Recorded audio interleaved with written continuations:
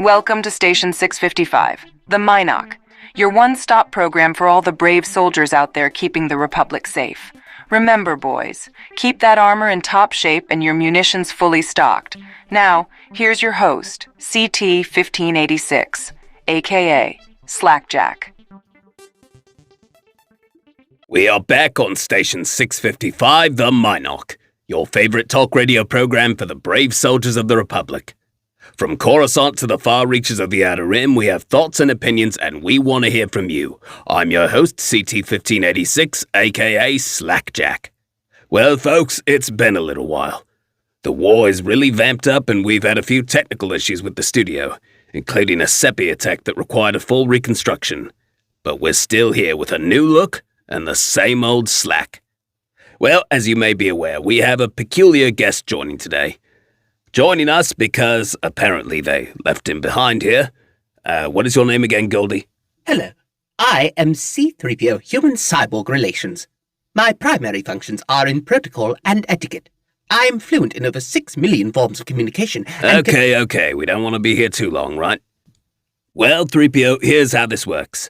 We get questions from our listeners, and we answer them here. Looks like there's a couple for you, so why don't we start? And just be aware, everyone, we have a lot of questions that we get in, and so we may not be able to get to all of them. Things have gotten quite a bit busy around here, so if we don't answer your question, my apologies. We'll try to answer your next question when we put up the next post. So, 3PO, why don't we get to this? A very good idea, sir. This question comes from the true Lord of the Rings. Odd. He asks, how did you come to have such a distinguished accent? As stated, my primary functions are protocol and etiquette. As such, my accent was programmed to be clear, easy to understand, and non-threatening. After all, I am often required to speak to numerous different species, and as such, a first impression is very important. We also have a question for you here from Zachary Wagster, who asks, do you ever wish you could be more than just a droid? Well, I don't often dwell on such matters.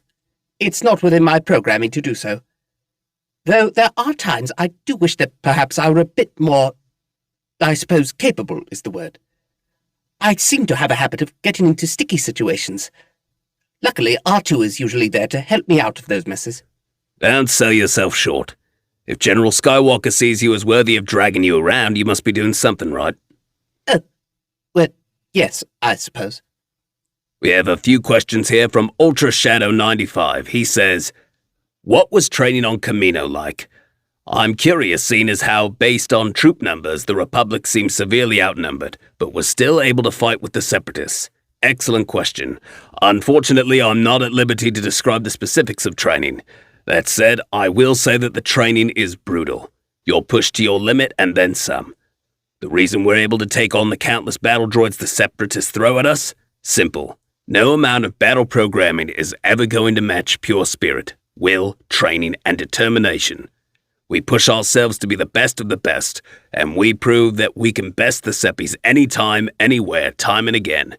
We may be down, but we're never out. I must say, speaking as a droid myself, I'm continually impressed at human ingenuity and training.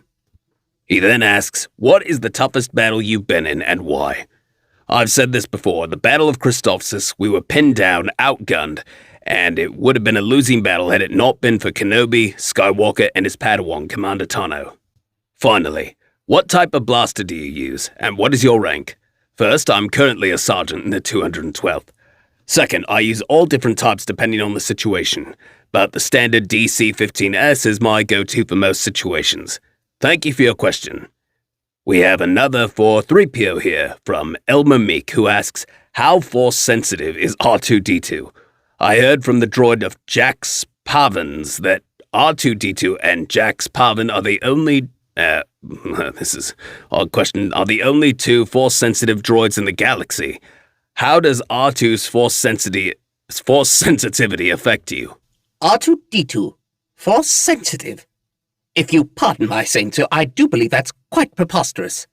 If my research is correct, organic matter is required to harness the power of the Force. R2 is a droid, as am I. as such, it would be quite impossible for us to use the Force, though it would explain R2's miraculous luck. Zachary Wagster has another question, and he asks, what is the standard military procedure when invading a planet? Again, I'm afraid I'm not at liberty to discuss that. However, I will say that our goal during invasion is to be efficient, swift, and to minimize casualties. Wartime is certainly dreadful. Invasion, death, battle. So horrid. You don't have to tell me twice. Our next question is from Deb II, who asks, what is the spookiest place I've been to so far? And follow-up, what is your least favorite weapon you've used? That's tough. I've been to a few spooky places, but honestly, the creepiest place is the inner workings of the Venator cruisers. There's something about the dark metal corridors and creeping pipes that give me the shivers. As for my least favorite weapon, I would say a J-14C snub blaster. It was a specialized weapon owned by some Rhodian I met on Coruscant during my downtime. Thing was so stubby and barely hit what you fired at. Not good for me. R2 and I once found ourselves in the lower levels of Coruscant. R2, fearless as he is, had no issues. I was personally quite terrified. So many unsightly folk down there. We have a question here from the Serpent. A serpent? How horrid. He asks, what is the most unique weapon you have used? Follow-up, have you ever used a lightsaber? The most unique weapon I used was a gaffy stick. Took it off a collector on Commoner when he tried to ambush my squad. Real heft to those things. I've never used a lightsaber, but maybe if General Kenobi lets me. From TDAP, from a concerned citizen from level 234 on Coruscant. How do you think the war will end? As it stands right now, the war won't end until Grievous is captured or destroyed and Dooku is brought in to face justice. Even then, there's no certainty that will for sure end things.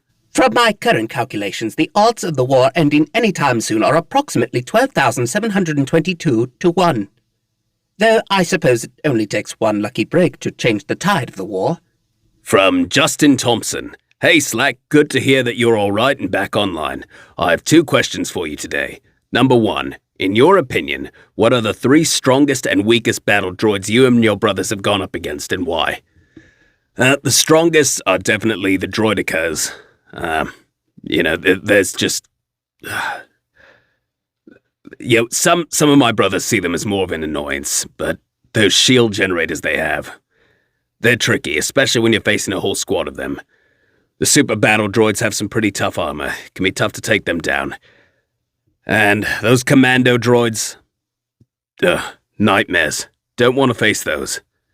As for the weakest, standard B1 battle droids are always weak. And then there's a few other slight model few different models on the B1s. They're basically the same thing. I think the Seppies are running out of ideas, basically. Basically, any B1 or anything similar to a B1 is going to be pretty weak. As long as you got your men with you, they're not really much of an issue. Number 2, out of all the clone commanders, who do you think would win in a battle royale?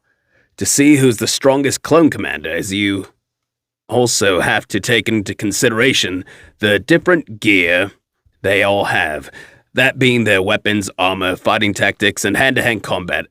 You see, that's a difficult question.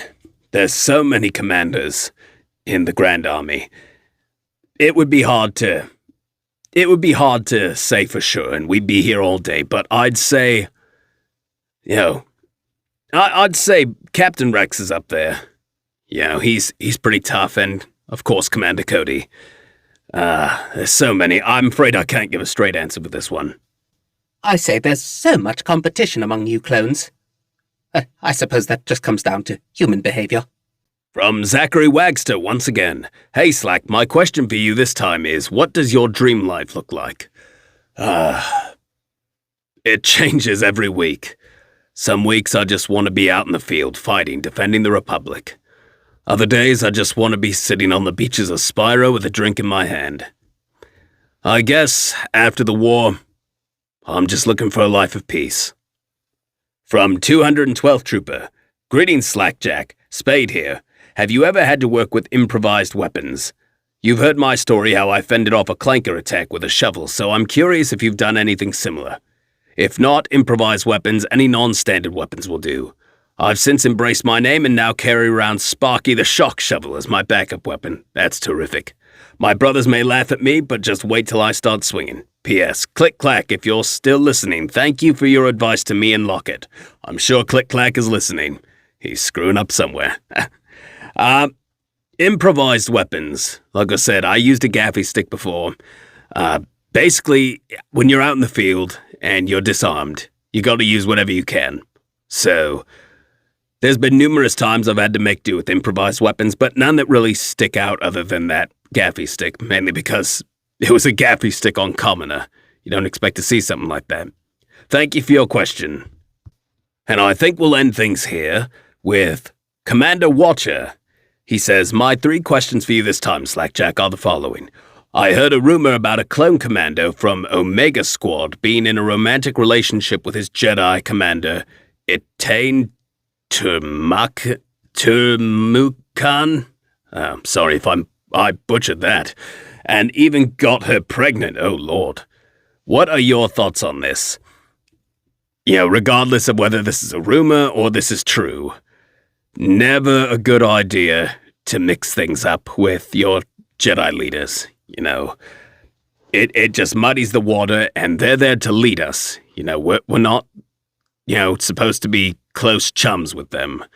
We can be friendly with them. We can have a good back and forth. But at the end of the day, there are commanders, and I would steer clear of that kind of stuff. And if he got her pregnant, oh boy, he's going to face some serious repercussions for that. Number 2, this might sound like a traitor, but not sure of your grammar there, but I've recently gotten worried about the growing executive powers of the Chancellor, and I'm worried he's setting himself up to become a dictator. Any thoughts? 3PO, what do you think? Personally, I've always found Chancellor Palpatine to be a rather upstanding fellow.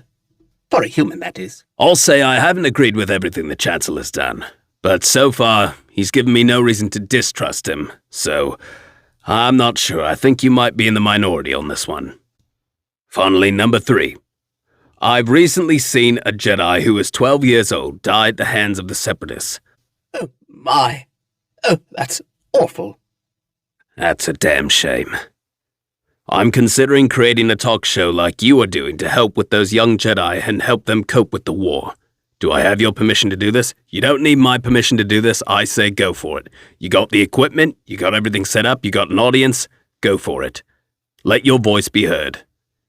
And I think that's where we'll end things for right now. It doesn't look like there's a sponsor this week.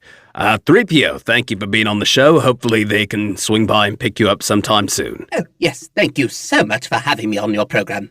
You mentioned R2-D2 earlier. Maybe we should have him on the show next. If you were to invite R2 on the program, I would suggest having the censor button ready. Well, I'll keep that in mind.